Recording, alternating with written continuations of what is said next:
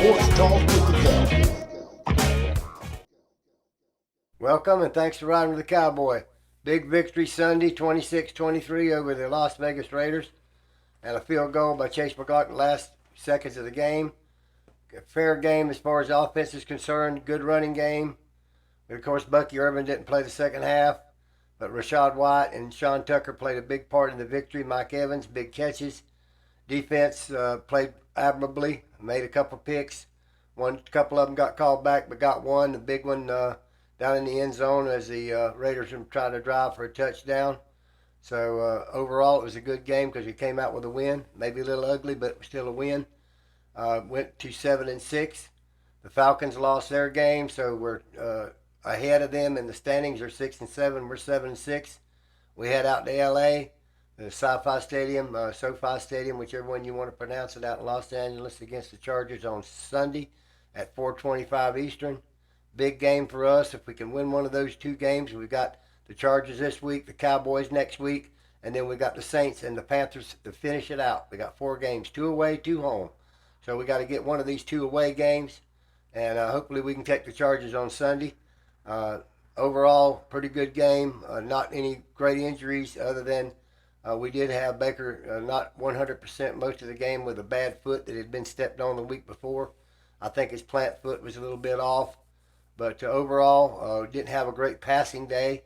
We did make a couple good passes. One to Mike Evans at the end of the game, and Sean Tucker made a good long run down to the end zone that allowed Rashad White to go in for a touchdown.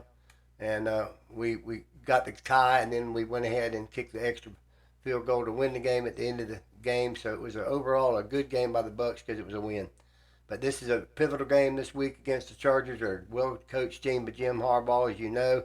And we're going to be traveling all the way out to California, which is always a difficulty to go out west for most teams because they have to go way out 3,000-something miles from their home. But hopefully the Bucs can come back with a victory and we can go 8-6. And hopefully the Falcons can lose another game and we get another game ahead of them. We'll keep you posted on what goes on during the game of the Chargers. A lot of good play by a lot of people who stepped up and played on Sunday. Overall, an ugly game, but a victory, and a victory's a victory no matter how you want to cut it. A lot of other games in the NFL this week. As you know, the Rams defeat the Buffalo Bills in a big game. Bengals defeat the Cowboys. A lot of big games. The Lions against the Packers. The Lions won in the last seconds, 34-31 over the Packers. A lot of good movement as far as the NFL season. We're 4 games before the end of the year, and playoffs are starting to be posted up. As far as the NFL concerned tonight, here at Sports Talk with the Cowboy, I can't not mention that Coach Bill Belichick, who led the New England Patriots to 6 Super Bowl victories with a man by the name of Tom Brady, who last year lost his job at New England, has accepted the head coaching job of the University of North Carolina, Chapel Hill, a college Division I team in the ACC. Bill Belichick this afternoon accepted a head coaching job with the University of North Carolina. Monumental for the greatest Super Bowl winning coach in the history of the league to accept that job at the University of North Carolina. Details we don't know about. We do know his son, Steven, who is the defensive coordinator out west, will be joining him at the University of North Carolina. And apparently in his contract, after he served so many years, when he leaves, his son Steven will become the head coach. This is all the information I have, and it just come off the press within 2 hours. NFL related, so I had to put it out there to you. We picked the 12 teams for the college playoffs. The playoff committee has selected them 12. There'll be 4 that will get a bye week. That'll be Boise State, that'll be Georgia, that'll be Arizona, and those teams, and Oregon, those teams will not have to play the first round the 20th of December. They will get a bye week as the NFL does. So the 12 teams have been selected now for the college playoffs, and we'll keep you posted on the playoffs and what happens with the playoffs as it goes on. Tampa Bay Rays, the bond issue the 17th of December, big vote by Pinellas County. St. Petersburg has done voted the bonds to be sold for over $300 million to build this new stadium, and the Pinellas County Commission will vote on their $700 million worth of bonds the December the 17th. That's the they raised bonds to build the new stadium there at Tropicana Field site in the gas plant district of St. Petersburg. We'll keep you posted on that vote the 17th of December. We got about a week to wait on that one.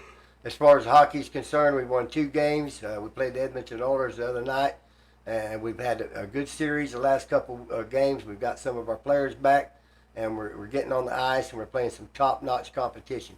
And we're getting, not yet to Christmas, so we're a long ways before the playoffs even get mentioned in the hockey, but we'll keep you posted on that also.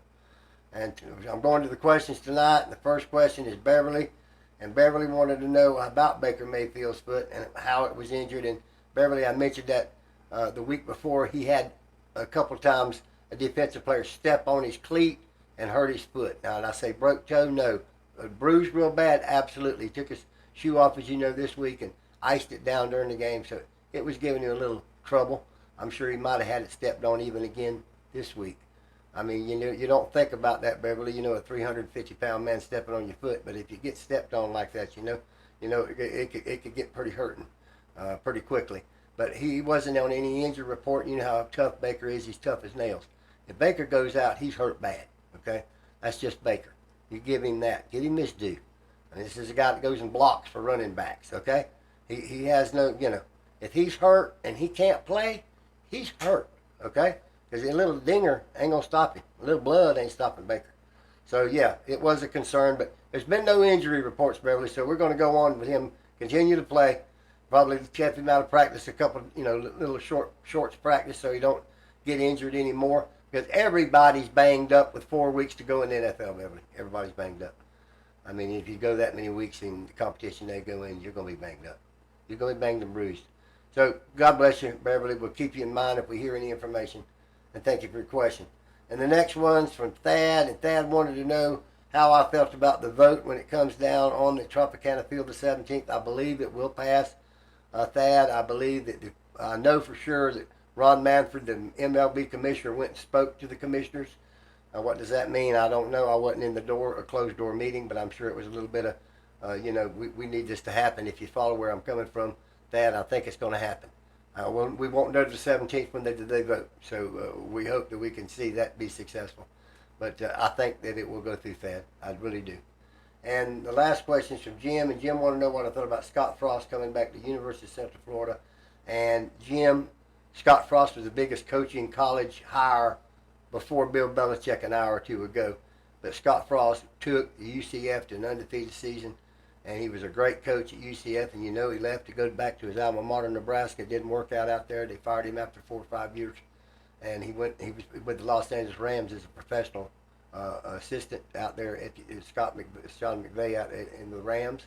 And they asked him if he would come back and accept his old job back at UCF, and he got on a private jet. He flew right back to Orlando. And it's going to be a great thing, and he's going to be, Scott Frost, a great thing for UCF. Take it here at Sports Talk with the Cowboy before it happens. He's going to make that team and program a winner. Now, like he said, he can't make them undefeated in 1 year, and he might not. Give him 2 or 3 years. He signed a 5-year deal. That team's going to be for real pretty quick. Scott Frost is an absolute great hire by the University of Central Florida. Great hire. Thank you, and God bless you for your question. DJX, what you got for me tonight? Well, Cowboy, you know what it is. Let's get right off into it, buddy. All right. So check this out. Baker Mayfield threw 3 touchdown passes, 2 of which went to rookie wide receiver Jalen McMillan. The question is McMillan Baker Mayfield's go-to guy? I think he is when he can't get Mike Evans. Mm-hmm. When Mike's double covered and Jalen's out there, he's building up that rapport and that confidence level with him. Mm-hmm. Without Chris Godwin there, and he was the third man, but he's now the second man. He's stepping up. And he's stepping up. Mm-hmm. And like you said, when you get those touchdowns on the board and you go to that up on that bench and look up there and there's 7 on that board and you did it, he remembers it. Don't think they don't. He's trying to earn a spot. He has earned one, and he's out there playing hard. And especially if you're Mike Evans, the Hall of Famer, and every time you leave that line, there's 2 men on you. Mm-hmm. That means there's 1 man on him. Mm-hmm. So he's got to beat 1 man. Right. When he gets to Mike Evans' elk, you'll have 2 men on him. Mm-hmm. All right. The Final score of the game was 28-13. That put the Buccaneers 3 games ahead in the 8-game series win you said they would, the streak they would win. How you feeling about that? They're going on. They going to get They're the next going on. 5? This is their toughest test. I mean, each one is tough. I think the Carolina Panthers is a trap game. Everybody thinks we're going to walk all over them, and and you know we got that strip fumble to win that game. I'm not trying to put no bad mojo on the Bucs on the Carolina Panthers, but the Carolina Panthers playing a lot better than they did at the start of the year. Yeah. But this is the game I always marked as the game of the one that I was worried about is that Los Angeles Charger game. And then next week we got to go out to Big D and Big Dallas, and I think we can win that game. Yeah. And I hope we win the Charger game. I feel good about the Charger game, but that's the game that I always thought would be the pivotal one. Okay. But that was it. Right. Like I said, I said 7. I'm gonna stay with it. If it was 6, I think it'd be the one that would be this week. 3 in, 4 more to go. That's right. 3 down. All right. What was the turning point in the game for the Buccaneers? Tyreek Smith interception in the end zone when the Raiders were going down the field to regain some momentum, and it's all about momentum, whether you have it or you don't have it. And the Bucs had them down. First of the game, they were down 14-0. Had them just spanking them. And the momentum changed with a couple of Baker Mayfield fumbles and interceptions. They got the momentum. They went and scored them a touchdown. They kicked them a field goal, and at halftime it's 14-10, from 14-0 to 14-10. They got that ball in the third quarter, right out of halftime, and they drove it towards that end zone. They got down there where they could see it. Okay, and when they threw in the end zone to score that touchdown, Tyreek Smith turned around and caught a interception, stopped that drive. That's the turning point to me in the game. Okay, they threw to their number 1 receiver, Brock Bauer, for Georgia, but guess where Tyreek Smith came from? Georgia. Guess who played with Brock Bauer them years up there at Georgia when they won national? Tyreek Smith. And just who happened to be right behind him and turned around and caught that ball? That's right. I think that was the turning point. One of many, but that one. All right. Well, that's what I got for you this week, Cowboy. God bless you, DJ X. God bless you. God bless each and every one of you. I want you to keep supporting the show. Send the questions in, comments in. Any question, any sport. You want to talk about NASCAR, upcoming PGA, whatever you want. College, playoffs, wherever you are. Get them questions in. Continue to join the Sports Talk with the Cowboy Pool every week. And the ones that's in it already know where to go. And until next week, give everybody a helping hand and do unto others as they do unto you. And remember, this is a season of peace and goodwill. And so let's have that season year round. Until next show, God bless you and Cowboy out. Have you ever had a dream that you want